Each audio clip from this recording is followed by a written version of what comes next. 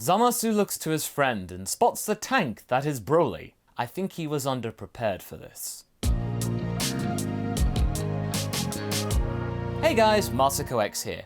We may have a brand new April Fool series for 2020, which you can check out from a couple of weeks ago by the way up top, but that doesn't mean that we can't give the original stories some love.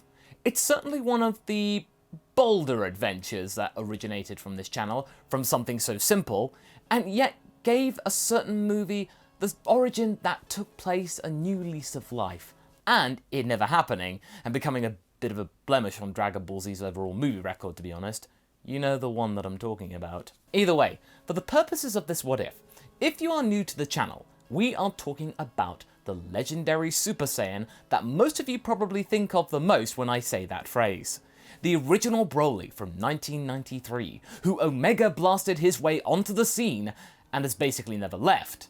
But, with recent events taken into account, is his time at the top of most fans' memory, their roster, coming to an end? What if we can give him a new spark that keeps his overall character model going for just that little bit longer? Today, we ask, what if the original Broly turned good? Once again, we are talking about the first version of Broly here, not the new one that we got from the movie of the same name from about 18 months ago. Wow, was it 18 months ago? Jeez.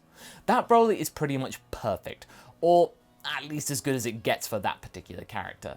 With a new direction and a means to grow for years to come, that Broly is solid as a space rock, and quite frankly, I am very impressed with what Toriyama came up with how he was handled, and how actually, you could easily argue that he was the main protagonist of that movie, and the two Saiyans that we are used to see dominate the limelight weren't the glowing bastions that we are usually seeing them being portrayed as. But that's besides the point. We're talking about the bulky, shoutier one here. This Broly started life out in movie 8, as we remember. That hasn't changed. However, when we got to movie 10, and Broly's somehow being transported to Earth in a pod, and frozen in ice despite being all explodey in the previous movie. Yeah, movies could be weird like that, and that one was very much so. But instead of dwelling on that, and instead of Broly mistaking Goten for Kakarot, the two young half-Saiyans, he and Trunks, were able to quell the mind of Broly, also aided with a convenient case of amnesia on top of that, and over time, he became a member of the team, a very useful one. That is until future Trunks shows up! In the last part, our good boy Broly, now helped with a blocker on his brain from the likes of Whis to stop him going berserk at the sight of Trunks, for obvious reasons, he remembers him from back in movie 8, he was able to enact out his supposition, and he was able to find the future version of himself, in the future obviously, in the exact place that he landed on Earth himself. Either way, this Broly was not treated to a bonk on the head, and thusly was used by our heroes to counter Goku Black, and give him a real headache of his own. But despite the stroke of luck, it seriously brought to light all the stuff that our good boy hadn't been privy to when it came to his rehabilitation, or about his past even. He was basically this behemoth once, and if it hadn't been for these guys, he could be like that guy, completely devoid of personality, and probably even torn apart by all the energy coursing through him. Oh, he's seen nothing yet. There were lots of things to try and understand, but also, will that name, Kakarot, resonate with him now? But first, we have a poll to settle. Last time out, I asked you guys how things would go with Goku Black being completely dominated by OG future Broly. In this poll, I gave you two options. Should our heroes stay, or should they go? Well, like with most polls, it was pretty conclusive. With 89% of the vote, you guys chose for our heroes to stay a little while longer and try to assist as best they can. Very well. Goku Black, even with his British rosé powers, is unable to get the upper hand from these mortal fools, despite forgetting that this body he is in is also mortal. That's convenient, that. Zamasu hasn't jumped in yet, feeling that his colleague should be able to continuously improve his way out of this problem. This was nothing, he had faith in him. But the thing is though, Goku Black can't. You see, as we know from the movies, the original Broly, and sort of the new one as well, is relentless when it comes to the likes of seeing Kakarot, and that, who he is focused on, is basically Goku Black, assuming him for the other one.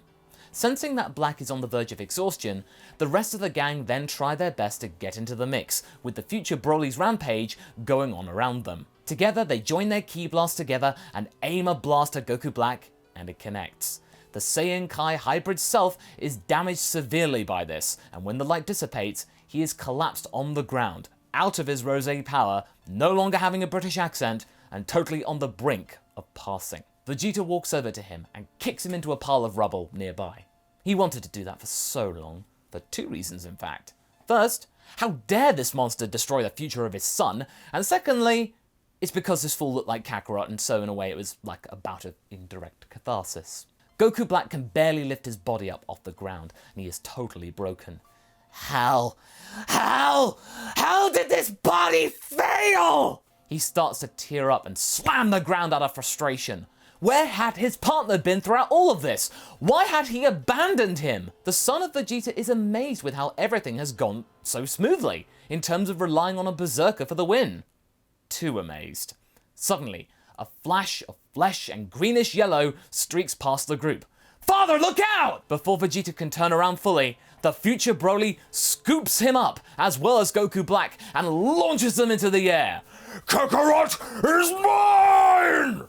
Vegeta is left vulnerable by the surprise attack, and the person to revel in all of this confusion the most is Zamasu. He claps softly as if he intended all of this to happen. I've got to hand it to you, mortals. That was very clever. Relying on pure energy wrapped around flesh and blood to do your dirty work. Oh, go to the top of the class. However, you forgot that pure energy on its own has no master. You got what you wanted, yes, but it's not over yet. And now you'll have to face the consequences. That's why you mortals cannot be trusted with power such as this. You have just simply given me the proof that I need, that what we have done together was the right thing to do. He watches Broly pummeling his comrade for a little longer, not in the least bit worried for the safety of him. Our Broly is sickened by this coldness. This may be an alien melding of peoples, and these two are bad guys, but how can he be so cruel still to what is his ally? Zamasu turns to Broly on the ground and can sense what he is thinking, and raises a finger, wagging it. Now I know what you're thinking, that I'm being such a bad friend to that one up there. Oh, this is all part of the plan. My new plan. I'm not worried, for I have this. He takes off the Patara from his left ear and dangles it in front of Broly. He doesn't know what it is, but Goku does. He immediately knows what he is planning on doing, but before he can leap in and stop it, too late. Now I bet you're wondering how Goku knows about this, because they never needed to rely on this Patara fusion, or any fusion for that matter. Well, Goku still knew about all these kinds of fusion from the afterlife, and also knowing about it from the old Kai, and all of that kind of stuff. I'm sure there's been constant communication in that regard. I mean, Goku was away for a good long time, so yeah, I think he would have met some people, including Shin. Whilst in the mix of Vegeta and future Broly, Goku Black can feel a warmth from his right ear. It is time. He starts to laugh, knowing what's about to happen. He had been saved, and now all these mortal freaks will pay for their impertinence. The pull of Patara grips him, and he, as well as Zamasu, are drawn to each other at a fantastic speed. There is an almighty flash, and out of this, we get Fused Zamasu. The power is incredible, much more than any individual being there, but there is a difference to the version that we got in the original. This version of Fused Zamasu is a little bit weaker than before, due to the condition of Goku Black upon them fusing. He hadn't been left much time to recover, or indeed any time to recover, actually, and it was very rushed, so thusly, he isn't as dominant as before, but right now, he is still the top banana. Frustrated by having his prize taken away from him, future Broly takes out his anger on Vegeta for just that little while longer, before trying his luck on Fused Zamasu. Kakarot had been taken from him, and this green man had been the one to do it in his mind. Therefore, he should be the one to receive Broly's justice. Vegeta is left in a freefall before being caught by Trunks, who gets him out of the area as this is all beginning to kick off. Future Broly fires an Omega Blaster at Fused Zamasu, but it does nothing. The deity turns to him and has venom in his gaze. He's got a score to settle with this one. He remembers the pain and fury that Goku Black felt just now. I commend your power, simpleton, but I cannot allow you to live any longer. Kakarot! Where is Kakarot? You took Kakarot! The fusion chuckles and says, Yes, I did. I can show you where I've sent him if you like, as well as his kind soon enough. Or maybe right now. He then rushes Future Broly and slams a punch in his stomach, winding him, and then doing a similar thing to what happened in movie 8. Future Broly can feel the ki inside of him rupturing his skin, and he cannot contain this anymore. He is writhing around in the air, and a few seconds later, he explodes in a sea of green energy. Fused Zamasu doesn't run away from this or fly out of the area. Instead, he just simply basks in this blast and takes in the feeling of satisfaction. Oh, that felt good. The green ki bathes the green man, and he feels on top of the world. Our Broly is left horrified by this. His plan had failed, and not only that, that could have easily happened to him. In fact, it sort of did in the original. But right now, it's best not to tell him that. Him witnessing this is more than enough to break him and have him collapse to the floor. All of this. He has even more questions left for his friends when they get out of this. If they ever get out of this. When the light fades, Fused Zamasu turns to the others and laughs out loud. "I'm sorry that I broke your pet devil, mortals. He was a true freak, a genuine demon even. One that I could not let live. Much like the rest of you now that you tremble at my feet and majesty." He spreads his arms and prepares an attack ready to wipe out the world below. Blades of Justice. Goku knows that with all of this, they cannot counter it right now, especially without the Future Broly there to act as a deterrent. As Zamasu is charging up this attack, Goku instant transmissions to Broly, and then as many people as he can gather and teleport them out of there before Zamasu unleashes his fury, merely to act as a last act of fear-inducing.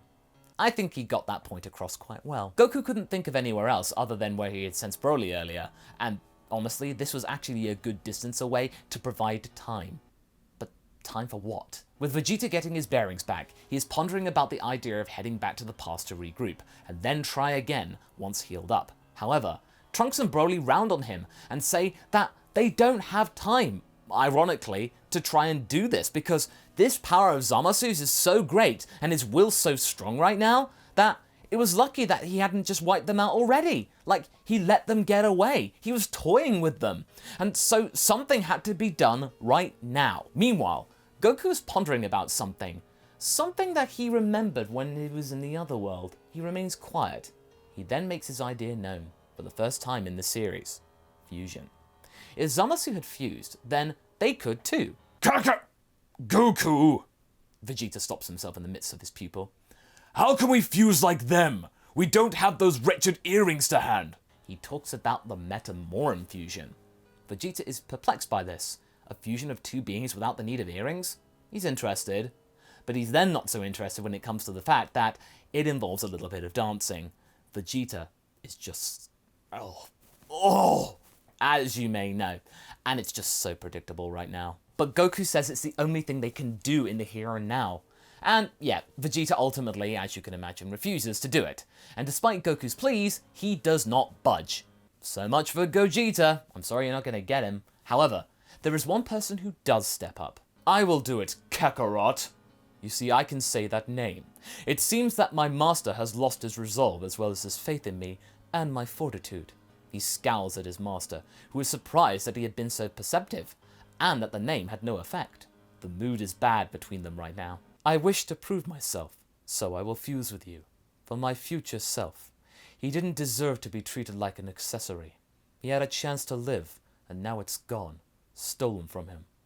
I will avenge him. It's clear that he isn't doing this solely for his friends this time, but also for himself, and his future self. Realizing that they don't have much time for bickering before Zamasu finds them, the two have no choice but to start practicing the routine. Broly is picking this up quite quickly, remarkably so too, which Goku notes, trying to ease the tension a little, but it doesn't work. Broly is far too focused on the task at hand. The time has come for them to fuse for their lives. They perform the dance, and a light, similar to Zamasu's just now, erupts and consumes the woodland. When it settles, we get a fusion of Goku and Broly. Karoly. That's right, we are bringing in the fusion from the 3DS game, Dragon Ball Fusions. It's a very good game, by the way, you should check it out. It was bonkers then, it will be bonkers now. Without a word, Karoly instant transmissions himself into the battlefield in the presence of Fused Zamasu. The green fusion immediately recognizes the garb. Well, well, I didn't expect that the Metamorans would ever share their secrets with Saiyans. This'll be very, very interesting. Futile for you, but interesting for me. Karoly is focused still, the nerve from Broly reigning supreme as he gets into Goku's signature stance and powers up to Super Saiyan. And that's where we're going to be leaving things for right now. So what do you guys think? Will Karoly be strong enough to defeat Zamasu? How are the others going to be able to help so far away and without instant transmission to help? Leave a comment below and let's get this discussion going. And I shall see you in the next video. Catch you later!